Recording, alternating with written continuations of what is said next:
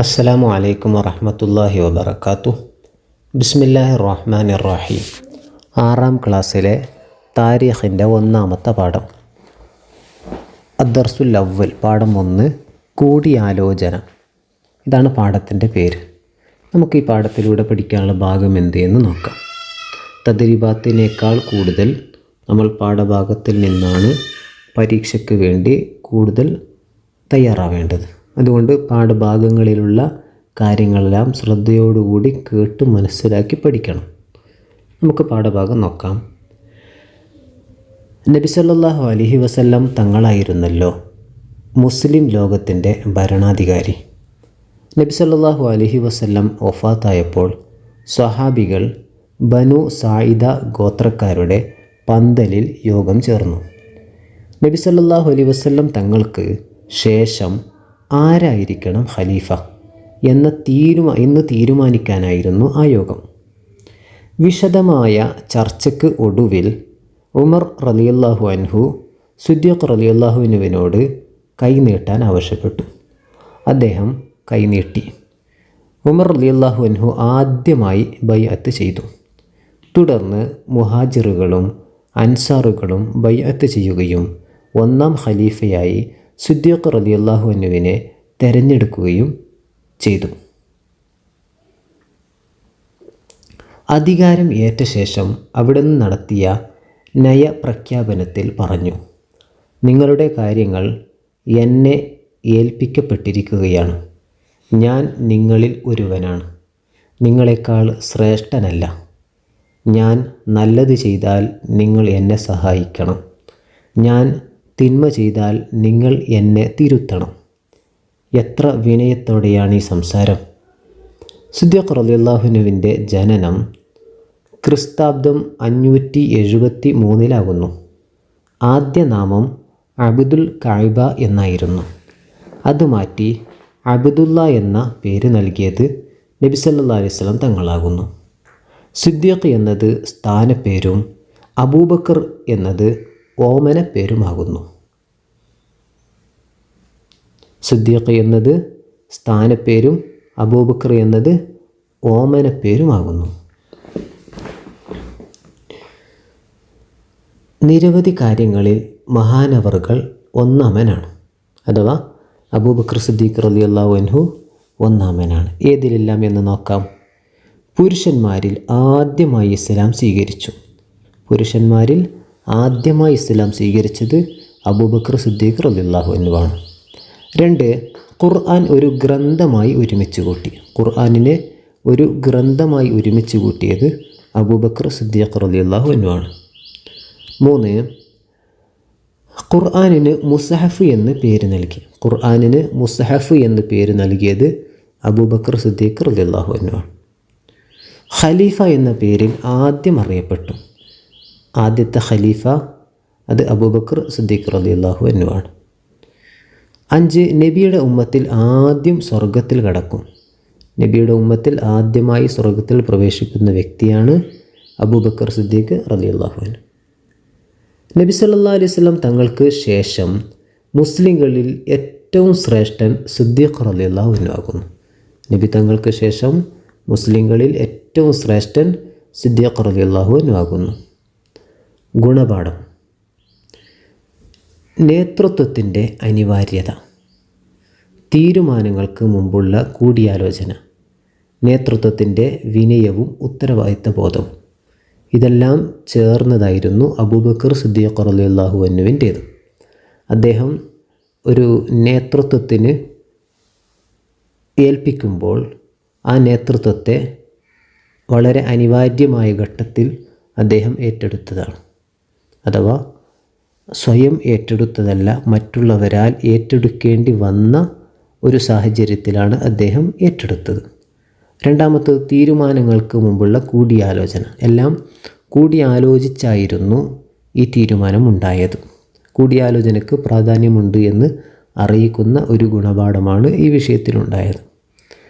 3ാമത്തേത് നേതൃത്വത്തിൻ്റെ വിനയവും ഉത്തരവാദിത്തബോധവും. അഥവാ നേതൃത്വം ഏറ്റെടുത്ത ഉടനെ അദ്ദേഹം നയപ്രഖ്യാപനത്തിൽ പറഞ്ഞത് നിങ്ങളെക്കാൾ ശ്രേഷ്ഠനല്ല ഞാൻ. എന്നാലോ എന്നിൽ നിന്ന് നന്മ വന്നാൽ അത് നമുക്ക് ഒന്നിച്ചാകാം. അഥവാ ഞാൻ എന്തെങ്കിലും നന്മകൾ ചെയ്താൽ നിങ്ങൾ എന്നെ സഹായിക്കണം, എന്നിൽ നിന്ന് തിന്മ വന്നാൽ നിങ്ങൾ തിരുത്തണം. ഇതായിരുന്നു ഒരു നേതൃത്വത്തിൻ്റെ വലിയ ഒരു പ്രതീക്ഷ ജനങ്ങൾക്ക് ലഭിക്കുന്ന രൂപം. ഇതിൽ നിന്ന് കുറേ ഗുണപാഠങ്ങൾ നമുക്ക് പഠിക്കാനും മനസ്സിലാക്കാനുമുണ്ട് എന്നുള്ളതിനുള്ള ആ ഒരു തെളിവാണ്. നമ്മുടെ ഈ പാഠഭാഗത്തിൽ ചില ഭാഗങ്ങൾ നമ്മൾ ഉപയോഗിച്ചു. ഖലീഫ എന്ന് പറഞ്ഞാൽ ഇസ്ലാമിക ഭരണാധികാരി. ഖലീഫ എന്ന് പറഞ്ഞാൽ ഇസ്ലാമിക ഭരണാധികാരി. ബൈഅത്ത് എന്ന് പറഞ്ഞാൽ ഖലീഫയെ അംഗീകരിച്ചുകൊണ്ടുള്ള പ്രതിജ്ഞയാണ്. ഒരു ഖലീഫയെ അംഗീകരിച്ചുകൊണ്ടുള്ള പ്രതിജ്ഞ എടുക്കുന്നതിനെയാണ് ബൈഅത്ത് എന്ന് പറയുന്നത്. ഇനി നമുക്ക് തദ്രീബാത്തിൻ്റെ ഭാഗം നോക്കാം. തദ്രീബാത്തിലെ ഒന്നാമത്തേത് ഉത്തരം പറയുക എന്നുള്ളതാണ്. ഖലീഫയെ തിരഞ്ഞെടുക്കാനുള്ള കൂടിയാലോചന നടന്നത് എവിടെ വെച്ചായിരുന്നു? ഖലീഫയെ തിരഞ്ഞെടുക്കാനുള്ള കൂടിയാലോചന നടന്നത് എവിടെയായിരുന്നു? ബനു സായിദ ഗോത്രക്കാരുടെ പന്തലിലാണ്. ബനു സായിദ ഗോത്രക്കാരുടെ പന്തലിലാണ് നടന്നത്. ഖലീഫയായി അബൂബക്കർ റളിയല്ലാഹുവിനെ ആദ്യം ബൈഅത്ത് ചെയ്തത് ആരാണ്? ചോദ്യം 2 ഖലീഫയായി അബൂബക്കർ റളിയല്ലാഹുവിനെ ആദ്യം ബൈഅത്ത് ചെയ്തത് ഉമർ റളിയല്ലാഹുവാണ്. ചോദ്യത്തിൻ്റെ രണ്ടാമത്തെ ഭാഗം ശരി എന്നതിന് ശരിയെന്ന് മാർക്ക് ചെയ്യുക. ചോദ്യം 1, സിദ്ദീഖ് റളിയല്ലാഹുവിൻ്റെ ആദ്യ നാമം എന്തായിരുന്നു? സിദ്ദീഖ് റളിയല്ലാഹുവിൻ്റെ ആദ്യ നാമം എന്തായിരുന്നു? ഉത്തരം അബ്ദുൽ കഅബ എന്നായിരുന്നു. അബ്ദുൽ കഅബ എന്നാണ് അദ്ദേഹത്തിൻ്റെ ആദ്യ നാമം. ചോദ്യം 2, നബി സല്ലല്ലാഹു അലൈഹി വസല്ലം തങ്ങൾക്ക് ശേഷം മുസ്ലിങ്ങളിൽ ഏറ്റവും ശ്രേഷ്ഠൻ ആരാകുന്നു? നബി സല്ലല്ലാഹു അലൈഹി വസല്ലം തങ്ങൾക്ക് ശേഷം മുസ്ലിങ്ങളിൽ ഏറ്റവും ശ്രേഷ്ഠൻ ആരാകുന്നു? ഉത്തരം അബൂബക്കർ റളിയല്ലാഹു അൻഹു. ചോദ്യത്തിൻ്റെ മൂന്നാമത്തെ ഭാഗം അബൂബക്കർ റളിയല്ലാഹുവിൻ്റെ പ്രഖ്യാപനത്തിൽ പരാമർശിച്ച കാര്യങ്ങൾക്ക് മാർക്ക് ചെയ്യുക. നമുക്ക് നോക്കാം. ഞാൻ നിങ്ങളെക്കാൾ ശ്രേഷ്ഠനല്ല, അത് പ്രഖ്യാപനത്തിൽ പരാമർശിച്ച കാര്യമാണ്. 2, ഞാൻ അധികാരത്തെ കൊതിച്ചിരുന്നു, അത് പ്രഖ്യാപനത്തിൽ പരാമർശിച്ച കാര്യമല്ല. 3, നിങ്ങൾ എന്നെ സഹായിക്കണം, ഇത് പ്രഖ്യാപനത്തിൽ പരാമർശിച്ച കാര്യമാണ്. 4, നിങ്ങൾ എന്നെ തിരുത്തണം, ഇതും നയപ്രഖ്യാപനത്തിൽ പരാമർശിച്ച കാര്യമാണ്. പ്രഖ്യാപിച്ച കാര്യങ്ങളിൽ ഇതിൽ 3 ഉൾപ്പെട്ടിട്ടുള്ളത്. 1, ഞാൻ നിങ്ങളെക്കാൾ ശ്രേഷ്ഠനല്ല, നിങ്ങൾ എന്നെ സഹായിക്കണം, നിങ്ങൾ എന്നെ തിരുത്തണം. ഇത് 3 പ്രഖ്യാപനത്തിൽ പരാമർശിച്ച കാര്യങ്ങൾ. പ്രവർത്തനത്തിൻ്റെ 4ാമത്തെ നോക്കാം. തദ്രീബാത്തിൻ്റെ 4ാമത്തെ ഭാഗം തുടർ പ്രവർത്തനം. കൂടിയാലോചന നടത്തുന്നതിൻ്റെ നേട്ടങ്ങളും ഇല്ലാതിരിക്കുന്നതിൻ്റെ നഷ്ടങ്ങളും ചർച്ച ചെയ്യുക. കൂടിയാലോചന എന്നുള്ളത് വളരെ അനിവാര്യമായ ഒന്നാണ്. കൂടിയാലോചന ഉണ്ടാകുമ്പോഴാണ് പല അഭിപ്രായങ്ങൾ വരികയും ആ അഭിപ്രായത്തിൽ തന്നെ നല്ല അഭിപ്രായങ്ങൾ വന്ന് ആ നല്ല അഭിപ്രായം തീരുമാനങ്ങളായി മാറുന്നു. തീരുമാനങ്ങൾ വലിയ ഒരു സമൂഹത്തിന് അതൊരു മുതൽക്കൂട്ടായി, അല്ലെങ്കിൽ ആ ഒരു തീരുമാനം എല്ലാവർക്കും ഒരു നേട്ടമായി അത് സംഭവിക്കുന്നു. എന്നാൽ കൂടിയാലോചന ഇല്ലാതിരിക്കുമ്പോൾ ചില തീരുമാനങ്ങൾ വരും. ആ തീരുമാനങ്ങൾക്ക് പലരുടെയും ഭിന്ന അഭിപ്രായങ്ങൾ വരും. അഭിപ്രായ ഭിന്നത വരുമ്പോൾ പലരിലും പല രൂപത്തിലുള്ള വിമർശനങ്ങൾ വരാം. അപ്പോൾ ആ തീരുമാനത്തെ പലരും എതിർക്കുകയും ചെയ്യും. അങ്ങനെ അത്തരം കൂടിയാലോചനകളില്ലാതെയുള്ള തീരുമാനങ്ങൾ നമുക്ക് നഷ്ടങ്ങളും അതേപോലെ തന്നെ മറ്റുള്ള വിപത്തുകളും വന്നു ചേരാൻ സാധ്യതയുണ്ട് എന്ന് നമുക്ക് മനസ്സിലാക്കാൻ കഴിയും. ചുരുക്കി പറഞ്ഞാൽ കൂടിയാലോചന എന്നുള്ളത് വലിയ ഒരു വിഷയമാണ്. അത് അത്യാവശ്യമാണ്, അനിവാര്യമായതാണ്. അത്തരം കാര്യങ്ങളിലൂടെയായിരിക്കണം ഓരോ തീരുമാനങ്ങളും മറ്റു പ്രവർത്തനങ്ങളും നടത്തേണ്ടത് എന്നുള്ളതാണ് ഇതിലൂടെ മനസ്സിലാക്കാൻ നമുക്ക് സാധിക്കുന്നത്. നല്ലതുപോലെ പഠിച്ച് മനസ്സിലാക്കി പരീക്ഷയിൽ ഉന്നത വിജയം നേടുക. അള്ളാഹു നമുക്കതിന് തൗഫീഖ് നൽകട്ടെ. വആഖിറു ദഅവാനാ അനിൽ ഹംദുലില്ലാഹി റബ്ബിൽ ആലമീൻ. വസ്സലാമു അലൈക്കും വറഹ്മത്തുള്ളാഹി വബറകാതുഹു. അസ്സലാമു അലൈക്കും വറഹ്മത്തുള്ളാഹി വബറകാതുഹു. ബിസ്മില്ലാഹിർ റഹ്മാനിർ റഹീം. 6ാം ക്ലാസ്സിലെ താരീഖിൻ്റെ 2ാമത്തെ പാഠം. അദ്ദർസു സാനി, പാഠം 2, അബൂബക്കർ റളിയല്ലാഹു അൻഹുവിൻ്റെ ഖിലാഫത്ത് അഥവാ അബൂബക്കർ സിദ്ദീഖ് റളിയല്ലാഹു അൻഹുവിൻ്റെ ഭരണകാലം. അതാണ് ഈ പാഠത്തിൽ പ്രതിപാദിക്കുന്നത്. പാഠഭാഗത്തിലൂടെയുള്ള വിഷയങ്ങൾ നോട്ട് ചെയ്ത് വെക്കുക, പഠിക്കുക.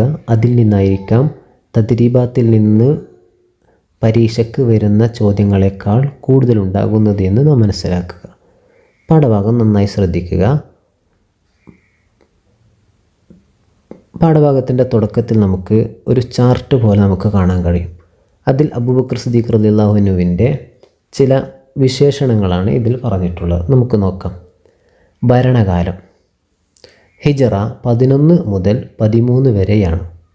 അതായത് 2 വർഷം 3 മാസം 8 ദിവസം. ഇതായിരുന്നു ഭരണകാലം. ഹിജറ 11 മുതൽ 13 വരെയുള്ള കാലയളവിൽ 2 വർഷവും 3 മാസവും 8 ദിവസവുമാണ് ഭരണകാലം. പ്രധാന നേട്ടങ്ങൾ: 1. ഖുർആൻ സമാഹരണം. ഖുർആൻ ഒരു ഗ്രന്ഥരൂപത്തിലാക്കി സമാഹരിച്ചു. സക്കാത്ത് നിഷേധികൾക്കെതിരെയുള്ള പോരാട്ടം. സക്കാത്ത് നിഷേധികൾ ഉണ്ടായപ്പോൾ അവർക്കെതിരെയുള്ള പോരാട്ടം നടത്തി. 3. കള്ളപ്രവാചകന്മാർക്കെതിരെയുള്ള പ്രതിരോധം. അദ്ദേഹത്തിൻ്റെ കാലത്ത് വന്ന ഒരുപാട് കള്ളപ്രവാചകന്മാർ, അവർക്കെതിരെയുള്ള ഒരു പ്രതിരോധം അദ്ദേഹമാണ് നടത്തിയത്. അദ്ദേഹത്തിൻ്റെ വഫാത്ത് ഹിജറ 13 ജുമാദുൽ ആഖിറ 22 അഥവാ ക്രിസ്താബ്ദം 634 അദ്ദേഹത്തിൻ്റെ വഫാത്ത് ഉണ്ടായത്. മഖബറ. അദ്ദേഹത്തിൻ്റെ മഖബറ നിലകൊള്ളുന്നത് നബിയുടെ ഖബറിൻ്റെ തൊട്ടടുത്ത് ഹുജറത്തു ഷെരീഫയിലാണ്. നബിയുടെ ഖബറിൻ്റെ തൊട്ടടുത്ത് ഹുജറത്തു ഷെരീഫയിലാണ് അദ്ദേഹത്തിൻ്റെ മഖബറ സ്ഥിതി ചെയ്യുന്നുള്ളത്. അബൂബക്കർ റളിയല്ലാഹു അൻഹുവിൻ്റെ ഖിലാഫത്ത് കുറഞ്ഞ കാലമായിരുന്നു. എങ്കിലും നബി സല്ലല്ലാഹു അലൈഹി വസല്ലം തങ്ങൾക്ക് ശേഷം മുസ്ലിമുകളുടെ നേതാവാവുക എന്ന വലിയ ഉത്തരവാദിത്തം അവർ ഫലപ്രദമായി നിർവഹിച്ചു. അബൂബക്കർ സിദ്ദീഖ് റളിയല്ലാഹു അൻഹുവാണ് നബിക്ക് ശേഷമുള്ള ഭരണമേറ്റെടുത്തത്. അപ്പോൾ നബിക്ക് ശേഷമുള്ള ആദ്യത്തെ ഭരണം, ആ മുസ്ലിങ്ങളുടെ നേതാവ് എന്നീ രൂപത്തിലൊക്കെ ഉത്തരവാദിത്തം ഏറ്റെടുക്കാൻ അദ്ദേഹം ശരിയായ രൂപത്തിൽ അതൊക്കെ നിർവഹിച്ചു. അക്കാലത്ത് മുസ്ലിങ്ങൾക്കിടയിൽ പ്രത്യക്ഷപ്പെട്ട തർക്കങ്ങളും ആശയക്കുഴപ്പങ്ങളും പരിഹരിക്കാൻ അവർക്ക് കഴിഞ്ഞു. അഥവാ നബി സല്ലല്ലാഹു അലൈഹി വസല്ലമ തങ്ങൾക്ക് ശേഷം മുസ്ലിങ്ങൾക്കിടയിൽ തന്നെ ഒരുപാട് അഭിപ്രായ ഭിന്നതകളും അതേപോലെ തന്നെ ആശയക്കുഴപ്പങ്ങളും പല തർക്കങ്ങളും വന്നിരുന്നു. അതെല്ലാം പരിഹരിക്കാൻ അദ്ദേഹത്തിന് കഴിഞ്ഞു എന്നുള്ളതാണ് അബൂബക്കർ സിദ്ദീഖ് റളിയല്ലാഹു അൻഹുവിൻ്റെ ഏറ്റവും വലിയ നേട്ടം. അതിന് പ്രധാന ഭരണ നേട്ടം നോക്കാം നമുക്ക്. ഖുർആൻ സമാഹരണം. ഖുർആൻ അദ്ദേഹമാണ് സമാഹരിച്ചത്. ചരിത്രത്തിൽ ആദ്യമായിട്ട് ഖുർആൻ ഒരു ഗ്രന്ഥരൂപത്തിൽ സമാഹരിച്ചുകൊണ്ട് അത് സൂക്ഷിച്ചു വെച്ചു എന്നുള്ളതാണ് അദ്ദേഹത്തിൻ്റെ വലിയ ഒരു നേട്ടമായിട്ട് ലോക ജനത കാണുന്നത്. ഹിജറ 12-ാം വർഷം നടന്ന യമാമ യുദ്ധത്തിൽ നിരവധി ഹാഫിളുകൾ ഷഹീദായി. അതിനാൽ ഖുർആൻ നഷ്ടപ്പെടുമോ എന്ന ആശങ്ക ഉയർന്നു വന്നു. ഉമർ റളിയല്ലാഹു അൻഹു ഖുർആൻ സമാഹരിക്കണമെന്ന് ആവശ്യപ്പെട്ടു. ആദ്യം അബൂബക്കർ സിദ്ദീഖ് റളിയല്ലാഹു അൻഹു നബി സല്ലല്ലാഹു അലൈഹി വസല്ലം ചെയ്യാത്ത കാര്യം ഞാൻ ചെയ്യുകയോ എന്ന് പറഞ്ഞ് നിരസിച്ചെങ്കിലും ഒടുവിൽ അവർക്കും അതിൻ്റെ അനിവാര്യത ബോധ്യമായി. തുടർന്ന് സെയ്ദ് ഇബ്നു സാബിത്ത് റളിയല്ലാഹു അൻഹുവിൻ്റെ കീഴിൽ ഖുർആൻ സമാഹരണം നടന്നു. മുർത്തദ്ദുകൾക്കെതിരെ ഉള്ള ഒരു പോരാട്ടമാണ് ഇനി പറയാൻ പോകുന്നത്. നബി സല്ലല്ലാഹു അലൈഹി വസല്ലം തങ്ങളുടെ വഫാത്തിനു ശേഷം ചില ഗോത്രങ്ങൾ ഇസ്ലാം ഉപേക്ഷിച്ച് മുർത്തദ്ദുകളായി. ചിലർ കള്ളപ്രവാചകന്മാരെ പിന്തുടർന്നു. മറ്റു ചിലർ സക്കാത്ത് നിഷേധിച്ചു. അബൂബക്കർ റളിയല്ലാഹു അൻഹു ധീരമായ സൈനിക നടപടിയിലൂടെ അവരെ പരാജയപ്പെടുത്തി. ഇതോടെ പല മുർത്തദുകളും തിരിച്ചു വന്നു. സക്കാത്ത് നിഷേധികൾ അവരുടെ നിലപാടിൽ നിന്ന് പിന്മാറി. ഇങ്ങനെയുള്ള ഒരു പ്രത്യേകമായ വിഷയം അവിടെ നടന്നു. ഇനി കള്ളപ്രവാചകന്മാരോടുള്ള പോരാട്ടം. കള്ളപ്രവാചകന്മാരോട് ഏത് രൂപത്തിൽ പോരാടി എന്നുള്ള രൂപം നോക്കുക. അവസാനത്തെ പ്രവാചകരാണല്ലോ മുഹമ്മദ് നബി സല്ലല്ലാഹു അലൈഹി വസല്ലം തങ്ങൾ. എന്നാൽ ചില കള്ളപ്രവാചകന്മാർ രംഗത്ത് വന്നു. മുസൈലിമത്തുൽ കദ്ദാബ്, തുലൈഹത്ത്, അസ്വദുൽ അനസി, സജാഹ് തുടങ്ങിയവർ അവരിൽ പ്രധാനികളായിരുന്നു. അവർക്കെതിരെ അബൂബക്കർ റളിയല്ലാഹു അൻഹു പോരാട്ടം നടത്തി വിജയിച്ചു. മുസൈലിമത്തുൽ കദ്ദാബിനെതിരെ ഖാലിദ് ഇബ്നുൽ വലീദിൻ്റെ നേതൃത്വത്തിൽ യമാമയിൽ വെച്ച് നടന്ന യുദ്ധം ഇതിൽ പ്രസിദ്ധമാണ്. പിൻഗാമിയായി ഉമർ റളിയല്ലാഹു അൻഹു, അബൂബക്കർ സിദ്ദീഖ് റളിയല്ലാഹു അൻഹുവിൻ്റെ ശേഷം പിൻഗാമിയായി വന്നത് ഉമർ റളിയല്ലാഹു അൻഹു ആണ്. ഖിലാഫത്തിൻ്റെ അവസാന കാലത്ത് അബൂബക്കർ റളിയല്ലാഹു അൻഹു രോഗബാധിതനായി. പല പ്രമുഖരായ സ്വഹാബികളെയും അരികിലേക്ക് വിളിച്ചു വരുത്തി ഉമർ റളിയല്ലാഹു അൻഹുവിനെക്കുറിച്ച് അഭിപ്രായങ്ങൾ തേടി. ശേഷം അബൂബക്കർ റളിയല്ലാഹു അൻഹു പ്രഖ്യാപിച്ചു, എൻ്റെ ശേഷം ഉമർ ഇബ്നുൽ ഖത്താബ് ആയിരിക്കും ഖലീഫ. നിങ്ങൾ അദ്ദേഹത്തിന് വഴിപ്പെടണം. നമുക്ക് പാഠഭാഗത്തിൽ തന്നെ വന്ന ചില അറബി പദങ്ങൾ നോക്കാം. മുർത്തദ്, മുസ്ലിമായ ശേഷം ഇസ്ലാം ഉപേക്ഷിച്ചവർ. ഹാഫിളുകൾ, വിശുദ്ധ ഖുർആൻ മനപാഠമാക്കിയവർ.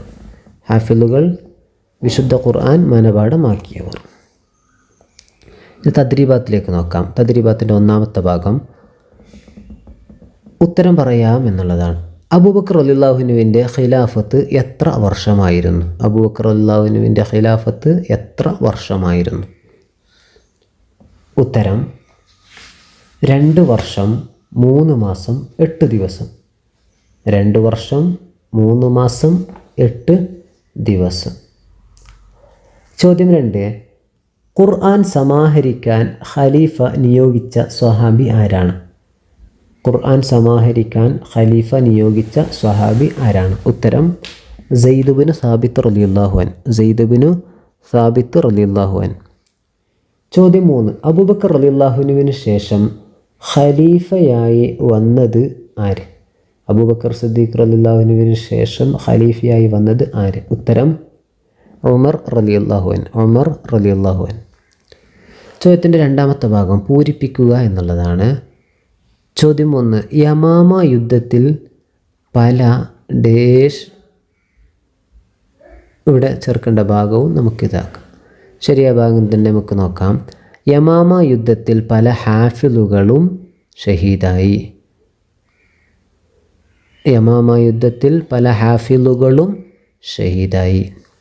2. മുസൈലിമത്തുൽ കദ്ദാബിനെതിരെ നടന്ന യുദ്ധത്തിൻ്റെ നായകൻ ഖാലിദ് ഇബ്നുൽ വലീദ് ആയിരുന്നു.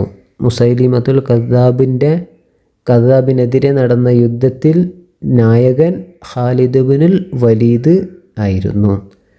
ചോദ്യം 3. പ്രവാചക പരമ്പരയിലെ അവസാന കണ്ണിയാണ് മുഹമ്മദുൻ സല്ലല്ലാഹു അലൈഹി വസല്ലം.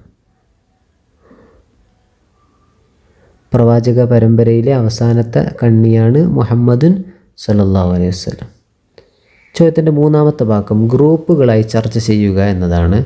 ഖുർആൻ സമാഹരണം എന്തുകൊണ്ട് അനിവാര്യമായി? നേരത്തെ നമ്മൾ പറഞ്ഞു,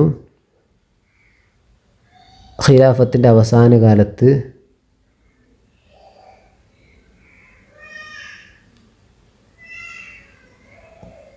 പ്രധാന ഭരണ നേട്ടങ്ങളിൽ ഒന്നാമതായി പറഞ്ഞതാണ് ഖുർആൻ സമാഹരണം. ഹിജറ 12-ാം വർഷം നടന്ന യമാമ യുദ്ധത്തിൽ നിരവധി ഹാഫിളുകൾ ഷഹീദായി. അതിനാൽ ഖുർആൻ നഷ്ടപ്പെടുമോ എന്ന ആശങ്ക ഉയർന്നു വന്നു. ഉമർ റളിയല്ലാഹു അൻഹു ഖുർആൻ സമാഹരിക്കണമെന്ന് ആവശ്യപ്പെട്ടു. ആദ്യം അബൂബക്കർ റളിയല്ലാഹു അൻഹു, നബി ചെയ്യാത്ത കാര്യം ഞാൻ എങ്ങനെ ചെയ്യുന്നു എന്ന് പറഞ്ഞ് നിരസിച്ചെങ്കിലും ഒടുവിൽ അവർക്കും അതിൻ്റെ അനിവാര്യത ബോധ്യമായി. തുടർന്ന് സെയ്ദ് ഇബ്നു സാബിത്ത് റളിയല്ലാഹു അൻഹുവിൻ്റെ കീഴിൽ ഖുർആൻ സമാഹരണം നടത്തുകയും ചെയ്തു. നല്ലതുപോലെ മനസ്സിലാക്കി പരീക്ഷയിൽ ഉന്നത വിജയം നേടാം. അള്ളാഹു നമുക്കതിന് തൗഫീഖ് നൽകട്ടെ. അസ്സലാമു അലൈക്കും വറഹ്മത്തുള്ളാഹി വബറകാതുഹു. അസ്സലാമു അലൈക്കും വറഹ്മത്തുള്ളാഹി വബറകാതുഹു. ബിസ്മില്ലാഹിർ റഹ്മാനിർ റഹീം. 6ാം ക്ലാസ്സിലെ താരീഖിൻ്റെ 3ാമത്തെ പാഠം, അദ്ദർസു സാലിസ്, പാഠം 3, നീതിമാനായ ഭരണാധികാരി. നീതിമാനായ ഭരണാധികാരി.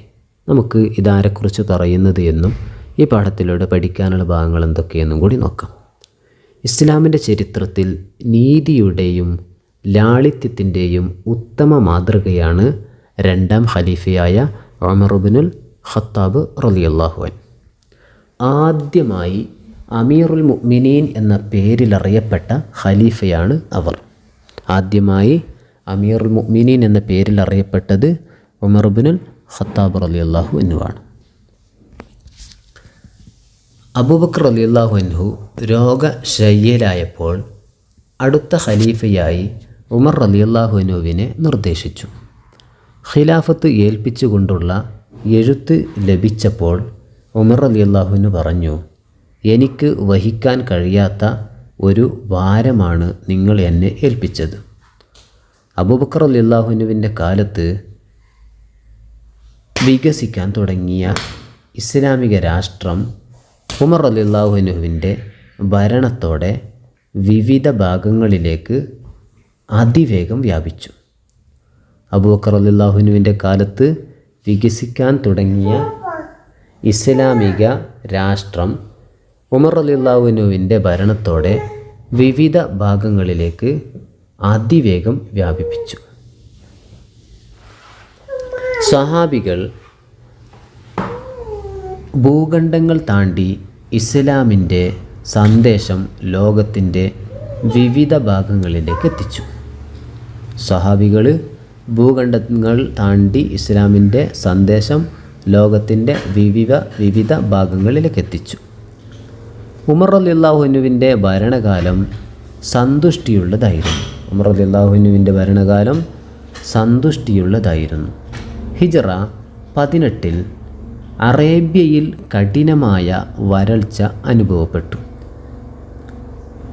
ഭൂപ്രദേശമെല്ലാം വരണ്ടുണങ്ങി, കന്നുകാലികൾ ചത്തൊടുങ്ങി.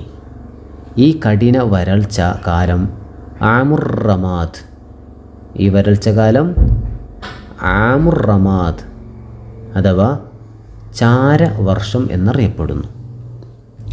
ഈ സമയം ഉമർ റളിയല്ലാഹു അൻഹു അബ്ബാസ് റളിയല്ലാഹു അൻഹുവിൻ്റെ കൈപിടിച്ച് ഉയർത്തി അബ്ബാസ് റളിയല്ലാഹു അൻഹുവിനെ കൊണ്ട് തവസ്സുൽ ചെയ്ത് ദുആ ചെയ്തു. തുടർന്ന് ദിവസങ്ങളോളം മഴ ലഭിച്ചു. വരൾച്ചക്ക് അറുതി വരികയും ചെയ്തു. തൻ്റെ ഭരണത്തിന് കീഴിൽ ഒരാൾ പോലും പ്രയാസപ്പെടരുത് എന്ന ഉമർ റളിയല്ലാഹു അൻഹുവിന് നിർബന്ധമുണ്ടായിരുന്നു. തൻ്റെ ഭരണത്തിന് കീഴിൽ ഒരാൾ പോലും പ്രയാസപ്പെടരുത് എന്ന് ഉമർ റളിയല്ലാഹു അൻഹുവിന് നിർബന്ധമുണ്ടായിരുന്നു. അതിനാൽ രാത്രി കാലങ്ങളിൽ അദ്ദേഹം ജനങ്ങളുടെ ക്ഷേമം അന്വേഷിച്ച് നടക്കുമായിരുന്നു.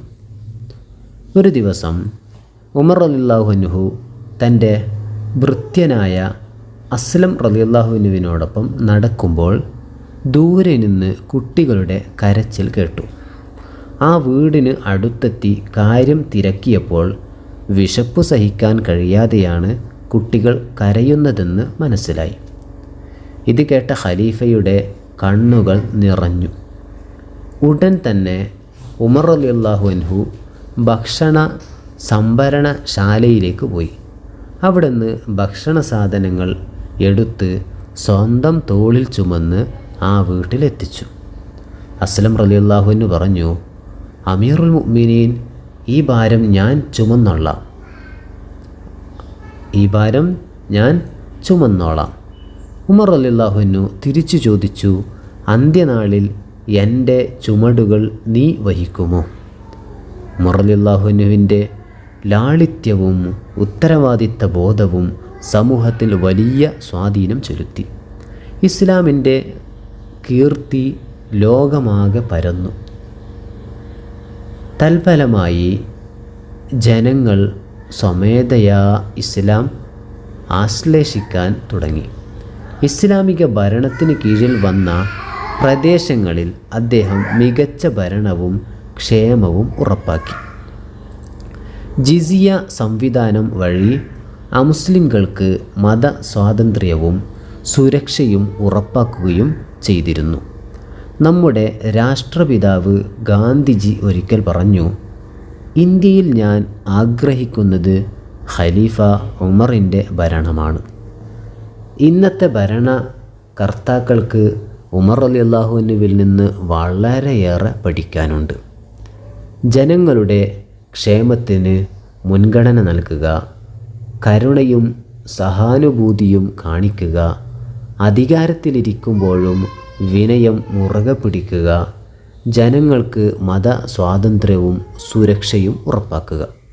ജനങ്ങളുടെ ക്ഷേമത്തിന് മുൻഗണന നൽകുക, കരുണയും സഹാനുഭൂതിയും കാണിക്കുക, അധികാരത്തിലിരിക്കുമ്പോഴും വിനയം മുറുകെ പിടിക്കുക, ജനങ്ങൾക്ക് മത സ്വാതന്ത്ര്യവും സുരക്ഷയും ഉറപ്പാക്കുക.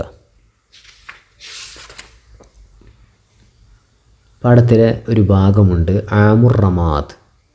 ആമുർ റമാദ് എന്നാൽ പ്രസിദ്ധമായ ക്ഷാമ വർഷത്തിനെയാണ് ആമുർ റമാദ് അഥവാ ചാരവർഷം എന്ന് അറിയപ്പെടുന്നത്. ജിസിയ എന്നൊരു പദമുണ്ട്.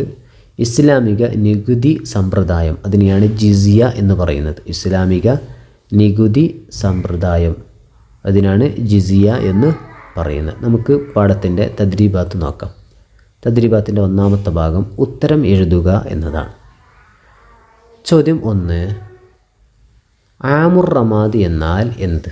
ആമുർ റമാദ് എന്നാൽ എന്ത്? ഉത്തരം, ഹിജ്റ 18 കഠിന വരൾച്ച കാലം അഥവാ ക്ഷാമ വർഷം. ഇതിനെയാണ് ആമുർ റമാദ് എന്ന് പറയുന്നത്. ഹിജ്റ 18 കഠിന വരൾച്ച കാലമാണ് അഥവാ ക്ഷാമ വർഷമാണ്. ചോദ്യം 2, അന്ത്യനാളിൽ എൻ്റെ ചുമടുകൾ നീ വഹിക്കുമോ? ഇത് ആരോട് ചോദിച്ചു?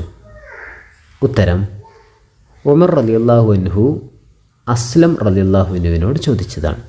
ഉമർ റളിയല്ലാഹു അൻഹു അസ്ലം റളിയല്ലാഹു അൻഹുവിനോട് ചോദിച്ചതാണ്. ചോദ്യം 3, അമീറുൽ മുഅ്മിനീൻ എന്ന പേരിൽ ആദ്യമായി അറിയപ്പെട്ട ഭരണാധികാരി ആര്? ഉത്തരം, ഉമർ ഇബ്നുൽ ഖത്താബ് റളിയല്ലാഹു അൻഹു. ചോദ്യത്തിൻ്റെ രണ്ടാമത്തെ ഭാഗം പൂരിപ്പിക്കുക എന്നതാണ്. ചോദ്യം 1, ഉമർ റളിയല്ലാഹു അൻഹുവിൻ്റെ ലാളിത്യവും ഉത്തരവാദിത്ത ബോധവും സമൂഹത്തിൽ സ്വാധീനം വർദ്ധിപ്പിച്ചു. ഉമർ റളിയല്ലാഹു അൻഹുവിൻ്റെ ലാളിത്യവും ഉത്തരവാദിത്ത ബോധവും സമൂഹത്തിൽ സ്വാധീനം വർദ്ധിപ്പിച്ചു. ചോദ്യം 2, അമുസ്ലിംകൾക്ക് ഉമർ റളിയല്ലാഹു അൻഹു മത സ്വാതന്ത്ര്യവും സുരക്ഷയും ഉറപ്പാക്കി. അമുസ്ലിംകൾക്ക് ഉമർ റളിയല്ലാഹു അൻഹു മത സ്വാതന്ത്ര്യവും സുരക്ഷയും ഉറപ്പാക്കി. ചോദ്യത്തിൻ്റെ മൂന്നാമത്തെ ഭാഗം ശരിയുത്തരം കണ്ടെത്തുക. 1, എനിക്ക് വഹിക്കാൻ കഴിയാത്ത ഒരു ഭാരമാണ് നിങ്ങൾ എന്നെ ഏൽപ്പിച്ചത് എന്ന് പറഞ്ഞത് ആര്? ഉത്തരം, ഉമർ ഇബ്നുൽ ഖത്താബ് റളിയല്ലാഹു അൻഹു. ഉമർ ഇബ്നുൽ ഖത്താബ് റളിയല്ലാഹു അൻഹു. ചോദ്യത്തിൻ്റെ നാലാമത്തെ ഭാഗം, തദ്രീബാത്തിൻ്റെ നാലാമത്തെ ഭാഗം, ഗ്രൂപ്പുകളായി തിരിഞ്ഞ് പ്രബന്ധം തയ്യാറാക്കുക. വിഷയം ഖലീഫ ഉമർ റളിയല്ലാഹു അൻഹു, ഭരണാധികാരികൾക്ക് മാതൃക. അദ്ദേഹം ഭരണം നടത്തിയ ഭരണകാലം വളരെയേറെ ജനങ്ങൾക്ക് ഉപകാരപ്രദവും ജനങ്ങൾക്ക് മാതൃകയാകേണ്ട രീതിയുമായിരുന്നു.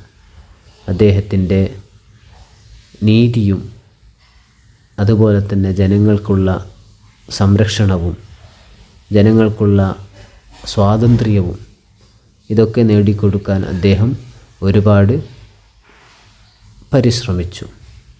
കൂടാതെ അദ്ദേഹത്തിൻ്റെ ഭരണകാലത്ത് ഭരണപ്രദേശങ്ങളിലെല്ലാം ഒരാളും ബുദ്ധിമുട്ടാകാൻ പാടില്ല, പ്രയാസത്തിലാകാൻ പാടില്ല എന്ന നിർബന്ധ ബുദ്ധിയോടെ അദ്ദേഹം തന്നെ നേരിട്ട് ഭരണപ്രദേശങ്ങളായ എല്ലാ സ്ഥലങ്ങളും അന്വേഷിച്ച് നടക്കുമായിരുന്നു. അന്വേഷണത്തിലൂടെ ബുദ്ധിമുട്ടുകൾ കണ്ടെത്തിയാൽ അതിന് പരിഹാരം അദ്ദേഹം തന്നെ അത് പരിഹരിക്കുമായിരുന്നു എന്നുള്ളതാണ്. ഇതെല്ലാം ഒരു മാതൃകയാണ്. ഭരണാധികാരികളെല്ലാം ശരിയായ രൂപത്തിൽ മാതൃക കാണിക്കേണ്ട അല്ലെങ്കിൽ മാതൃകയായി കാണേണ്ട ഒരു വ്യക്തിത്വമാണ് ഉമർ റളിയല്ലാഹു അൻഹു എന്ന് നമുക്ക് ഇതിലൂടെ മനസ്സിലാക്കാം. അള്ളാഹു നമുക്ക് നല്ലതുപോലെ മനസ്സിലാക്കി പരീക്ഷയിൽ ഉന്നത വിജയം നേടാൻ തൗഫീഖ് നൽകട്ടെ. വാഖിറു ദഅവാനാ അനിൽ ഹംദുലില്ലാഹി റബ്ബിൽ ആലമീൻ. അസ്സലാമു അലൈക്കും വറഹ്മത്തുള്ളാഹി വബറകാതുഹു. അസ്സലാമു അലൈക്കും വറഹ്മത്തുള്ളാഹി വബറകാതുഹു. ബിസ്മില്ലാഹിർ റഹ്മാനിർ റഹീം. 6ാം ക്ലാസ്സിലെ താരീഖിൻ്റെ 4ാം പാഠം, അദ്ദർസുർ റാബിയു, പാഠം 4. ഉമർ റളിയല്ലാഹു അൻഹുവിൻ്റെ ഖിലാഫത്ത് അഥവാ ഉമർ റളിയല്ലാഹു അൻഹുവിൻ്റെ ഭരണം, ഇതിനെക്കുറിച്ചാണ് ഈ പാഠത്തിൽ പ്രതിപാദിക്കുന്നത്. നമുക്ക് പാഠഭാഗത്തിലൂടെ നോക്കാം. ഹിജ്റ 13 മുതൽ 23 വരെ നീണ്ട 10 വർഷമായിരുന്നു ഉമർ റളിയല്ലാഹു അൻഹുവിൻ്റെ ഭരണകാലം. വലിയ നേട്ടങ്ങളും മുന്നേറ്റങ്ങളും അക്കാലത്തുണ്ടായി. ആദ്യമായി സൈനിക രജിസ്റ്റർ സംവിധാനം കൊണ്ടുവന്നതും ബൈത്തുൽ മാല്, ധാന്യ സംഭരണശാലകൾ തുടങ്ങിയവ സ്ഥാപിച്ചതും ഹിജ്റ കലണ്ടർ തുടങ്ങിയതും ഉമർ റളിയല്ലാഹു അൻഹുവിൻ്റെ കാലത്താണ്. അഹ്ലു കിതാബുകാരിൽ നിന്ന് പാവപ്പെട്ടവർക്ക് നികുതി ഒഴിവാക്കി കൊടുക്കുകയും അവർക്ക് പൊതു ഖജനാവിൽ നിന്നും പണം അനുവദിക്കുകയും ചെയ്തിരുന്നു. ഇസ്ലാമിക ചരിത്രത്തിലെ സുപ്രധാന നഗരങ്ങളായ കൂഫയും ബസറയും നിർമ്മിച്ച് ഉമർ റളിയല്ലാഹു അൻഹു നഗരവൽക്കരണം കൊണ്ടുവന്നു.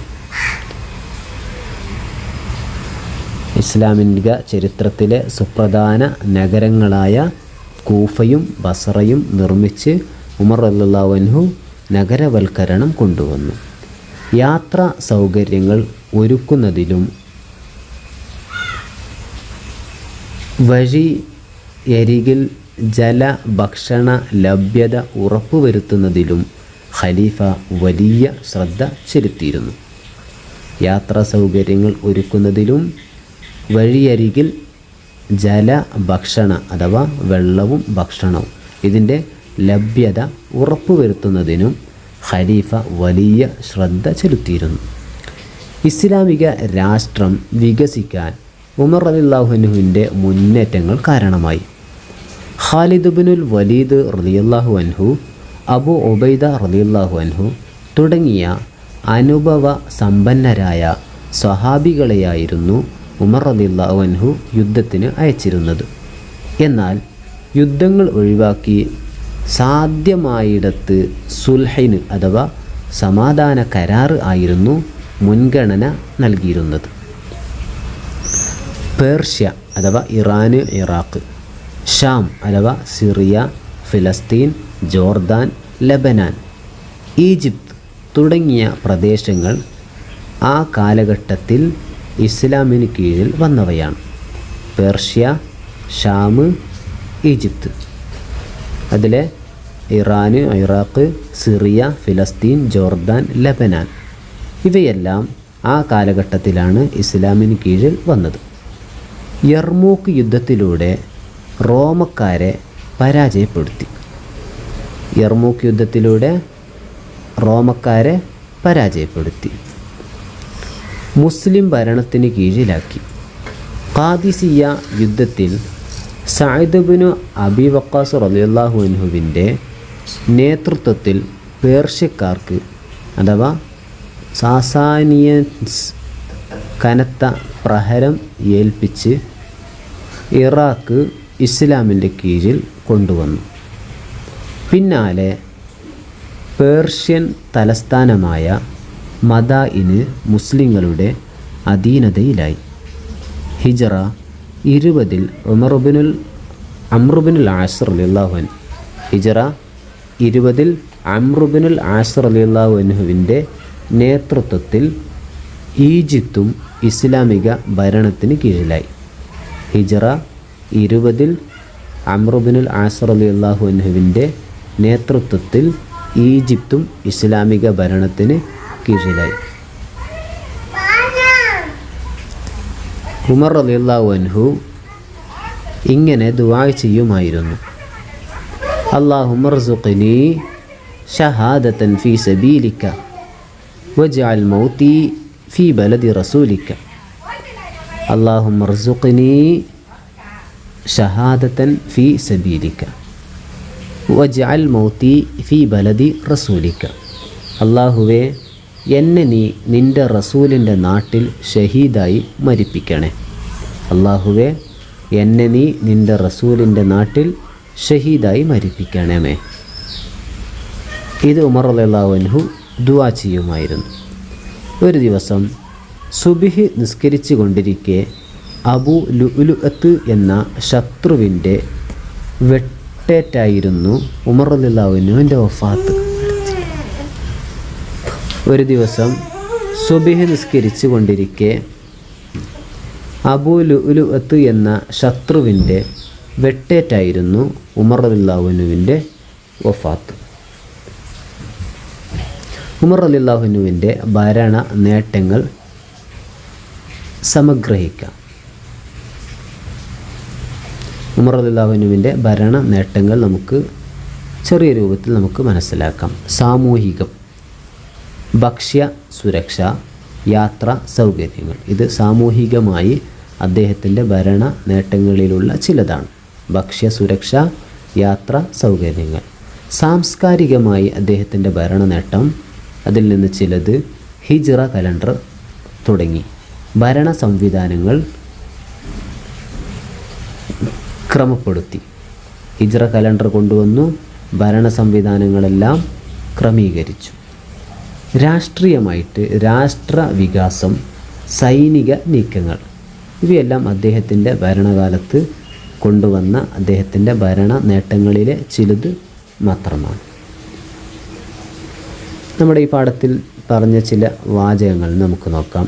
ബൈത്തുൽ മാൽ, പൊതു ഖജനാവ് അഥവാ പൊതുവായി ഉപയോഗിക്കാനുള്ള സമ്പത്തിനെയാണ് ബൈത്തുൽ മാൽ അഥവാ പൊതു ഖജനാവ് എന്ന് പറയുന്നത്. അഹ്ലുൽ കിതാബ് എന്നൊരു വാചകം നമ്മളിവിടെ പറഞ്ഞു.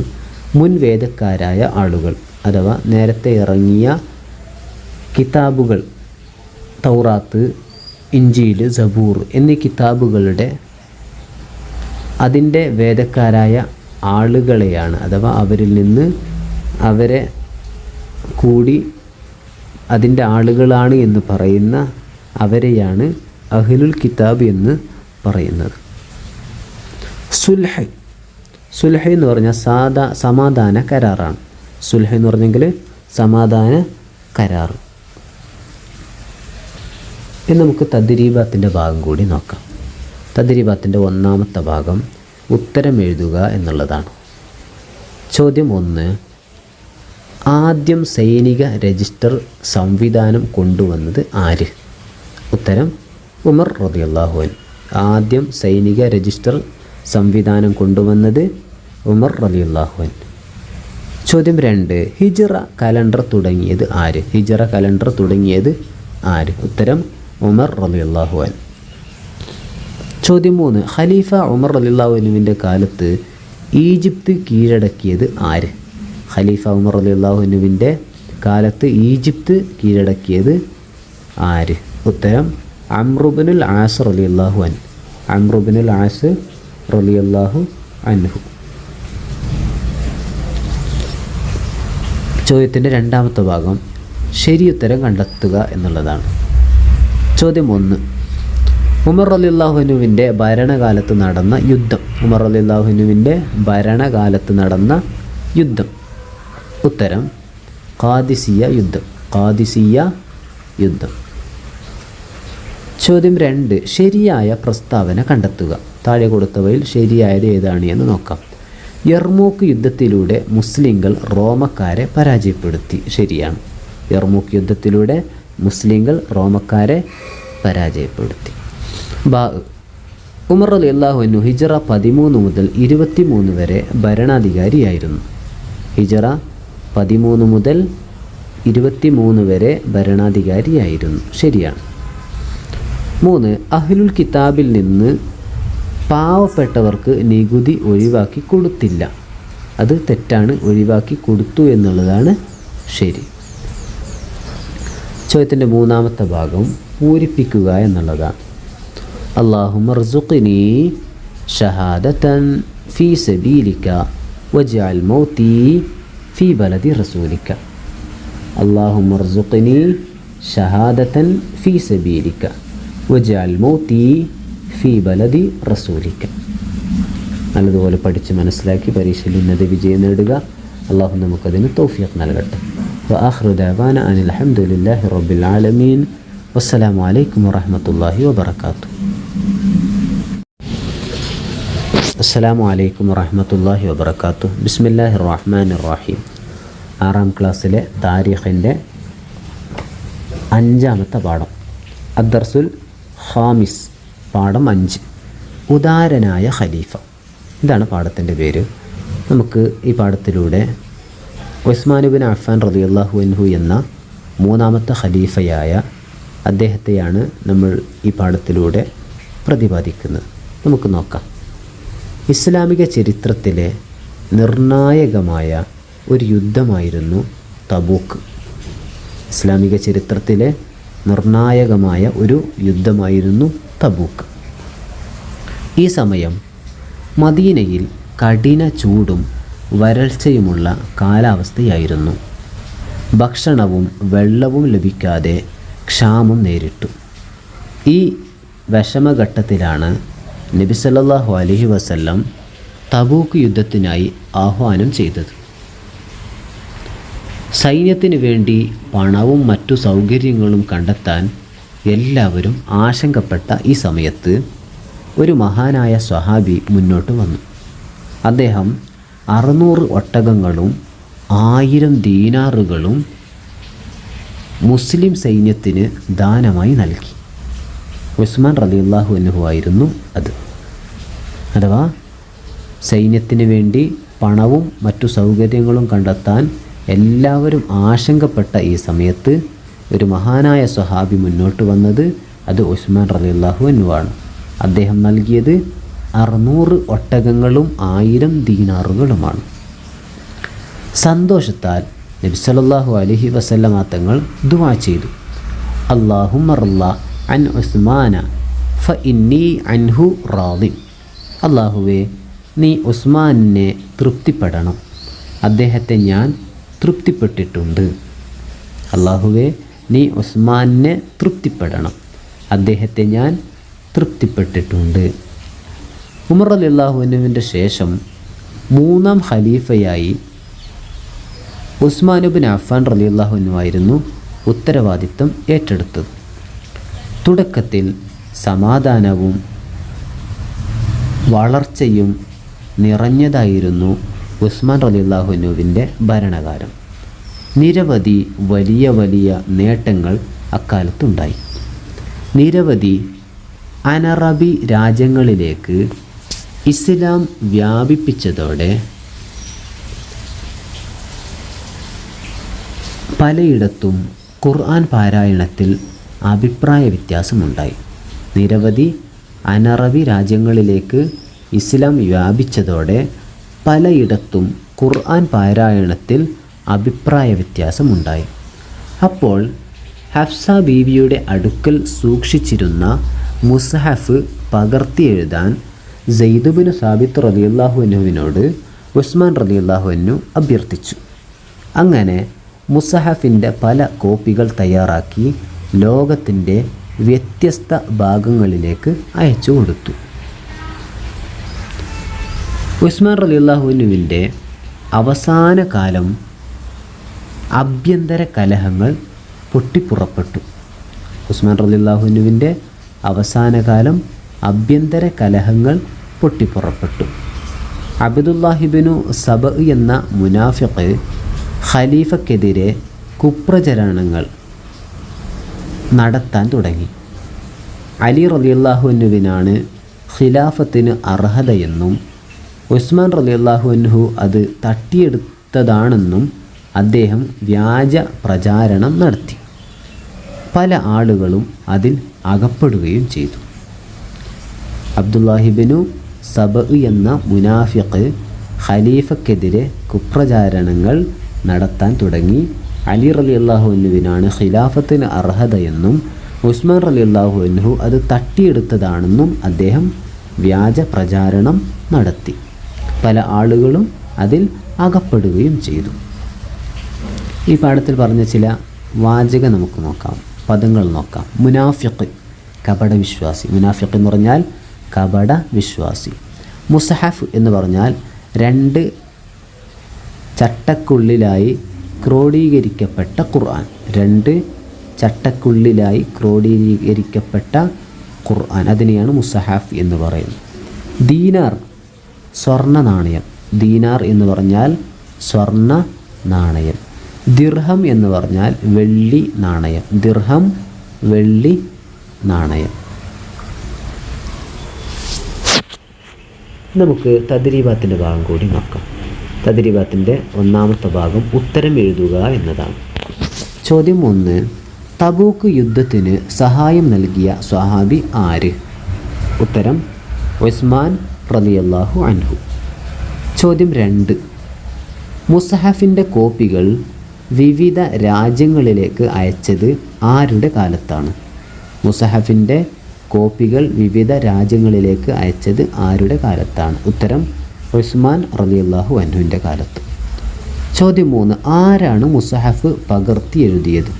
ആരാണ് മുസ്ഹഫ് പകർത്തി എഴുതിയത്? ഉത്തരം സെയ്ദ് ഇബ്നു സാബിത്ത് റളിയല്ലാഹു അൻഹു. സെയ്ദ് ഇബ്നു സാബിത്ത് റളിയല്ലാഹു അൻഹു. ചോദ്യത്തിൻ്റെ രണ്ടാമത്തെ ഭാഗം ശരി അടയാളപ്പെടുത്തുക. ചോദ്യം 1. ഉസ്മാൻ റളിയല്ലാഹു അൻഹു തബൂക്ക് യുദ്ധത്തിനായി ഒട്ടകവും ദീനാറുകളും നൽകിയിരുന്നു. ഉസ്മാൻ റളിയല്ലാഹു അൻഹു തബൂക്ക് യുദ്ധത്തിനായി ഒട്ടകവും ദീനാറുകളും നൽകിയിരുന്നു. ശരിയാണ്. ചോദ്യം 2. മുസ്ഹഫിൻ്റെ കോപ്പികൾ തയ്യാറാക്കിയത് ഉമർ റളിയല്ലാഹു അൻഹുവിൻ്റെ കാലത്തായിരുന്നു. അത് തെറ്റാണ്. ഉസ്മാൻ റളിയല്ലാഹു അൻഹുവിൻ്റെ കാലത്താണ്. ചോദ്യം 3. ഉസ്മാൻ റളിയല്ലാഹു അൻഹുവിൻ്റെ അവസാന കാലത്ത് ആഭ്യന്തര കലഹങ്ങൾ പൊട്ടിപ്പുറപ്പെട്ടു. ശരിയാണ്. ഉസ്മാൻ റളിയല്ലാഹു അൻഹുവിൻ്റെ അവസാന കാലത്ത് ആഭ്യന്തര കലഹങ്ങൾ പൊട്ടിപ്പുറപ്പെട്ടു. ചോദ്യത്തിൻ്റെ മൂന്നാമത്തെ ഭാഗം, തദ്രീബാത്തിൻ്റെ മൂന്നാമത്തെ ഭാഗം സദഖയുടെ മഹത്വം എന്ന വിഷയത്തിൽ തിരഞ്ഞെടുക്കപ്പെടുന്നവർ ക്ലാസ്സിൽ പ്രഭാഷണം നടത്തുക. സദഖയുടെ മഹത്വം അഥവാ ദാനധർമ്മം വലിയ ഒരു വിഷയമാണ്. അസ്സദഖത്തു റദ്ദുൽ ബലാ, ആപത്തുകളെ തടഞ്ഞു നിർത്തുന്നതാണ് സദഖ. സദഖയിലൂടെ ഒരുപാട് നേട്ടങ്ങളുണ്ട്. നമ്മുടെ ജീവിതത്തിൽ ബർക്കത്ത് നേടാനും ജീവിതത്തിൽ സന്തോഷം നേടാനും ജീവിതത്തിൽ ആയുസ് വർദ്ധിക്കാനും ഒക്കെ കാരണമാകുന്ന ഒന്നാണ് ബർക്കത്ത് എന്നുള്ളത്. അതിനു പുറമെ മറ്റുള്ളവരുടെ പ്രാർത്ഥനകളും മറ്റുള്ളവരുടെ സന്തോഷങ്ങളിലും നമുക്ക് ഒരു അവസരം ഉണ്ടാക്കിയെടുക്കാനും സദഖയിലൂടെ നമുക്ക് സാധിക്കും. ഇതൊക്കെ വെച്ചുകൊണ്ട് ഒരു പ്രഭാഷണം നമുക്ക് ക്ലാസ്സിൽ നടത്തി പരിശീലിക്കാം. നല്ലതുപോലെ പഠിച്ച് മനസ്സിലാക്കി പരീക്ഷയിൽ ഉന്നത വിജയം നേടുക. അള്ളാഹു നമുക്ക് അതിന് തൗഫീഖ് നൽകട്ടെ. വആഖിറു ദഅവാന അനിൽ ഹംദുലില്ലാഹി റബ്ബിൽ ആലമീൻ. വസ്സലാമു അലൈക്കും വറഹ്മത്തുള്ളാഹി വബറകാതുഹു.